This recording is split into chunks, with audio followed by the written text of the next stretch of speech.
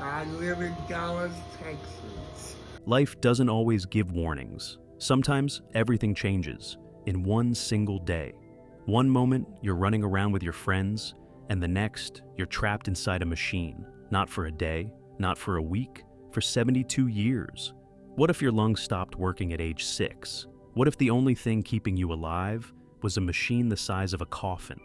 And what if, instead of giving up, you built a life worth remembering? This is Paul Alexander. He spent nearly his entire life inside a metal box and still became a lawyer, an author, a graduate, a survivor, a man who redefined what it means to live.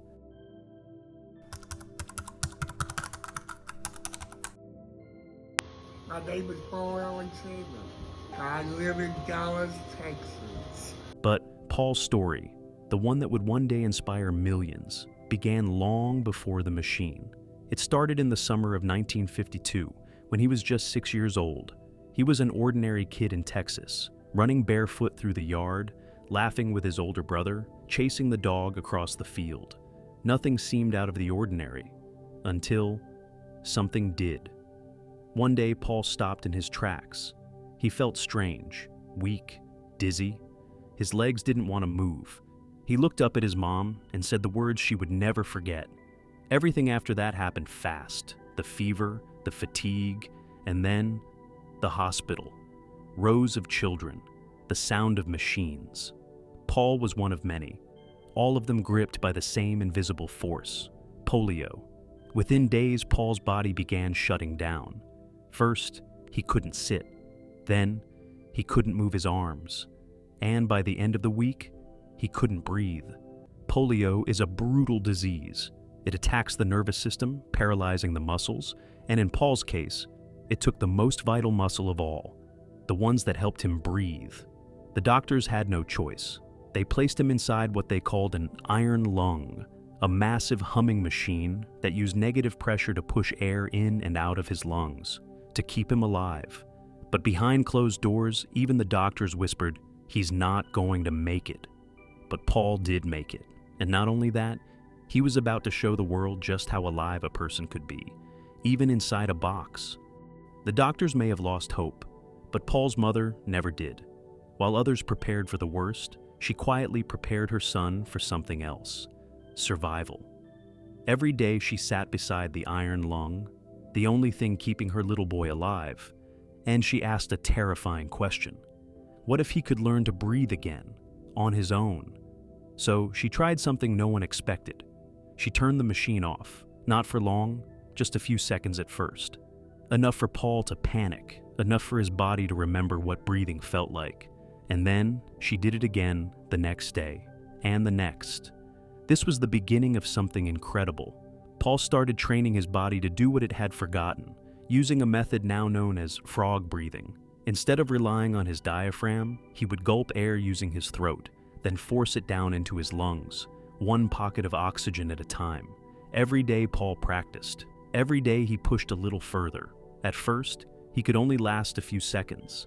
Then it became a minute, 2, 3. He still remembers the day he hit that first milestone. Weeks turned into months. Eventually, Paul could spend hours outside the machine. And for the first time since his body shut down, he could move through the world without it. This was more than survival. It was Paul's first taste of freedom, and he wasn't going to stop there. Learning to breathe again gave Paul moments of freedom, but the iron lung was still a part of his life, every single day. While most of us take a single breath without thinking, for Paul, every inhale and exhale was made possible by a machine. The iron lung, a 600-pound metal cylinder, worked by creating negative pressure around his body. It would pull his chest up to draw air in, and push it down to force air out. This machine was his lungs. He wore a soft, airtight collar around his neck to keep the pressure sealed inside. There was a mirror mounted above him, angled just right so he could see the world around him, and in case the power ever went out, which could be fatal, he had a backup battery ready to kick in. Because when the machine stopped, time didn't just freeze, it threatened to end. But Paul adapted. He learned how to do the things most people don't even think about. He ate with help, slowly, carefully. He brushed his teeth while lying flat on his back. He used a mirror to read, watch TV, or see who had come into the room. And for everything else, he used his mouth. With a long stick placed between his teeth, Paul typed, page by page. He dialed phones. He scrolled through notes. He even wrote an entire memoir, one painstaking letter at a time. For Paul, this wasn't a prison. It was just his reality. The iron lung wasn't something he pitied. It was something he worked with, a part of his life, but never the limit of it.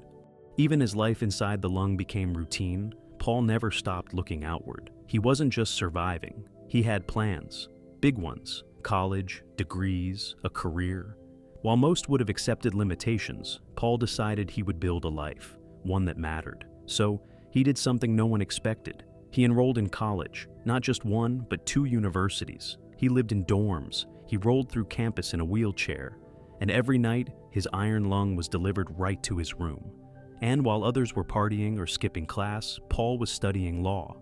Books propped open, a stick between his teeth, page after page, lecture after lecture.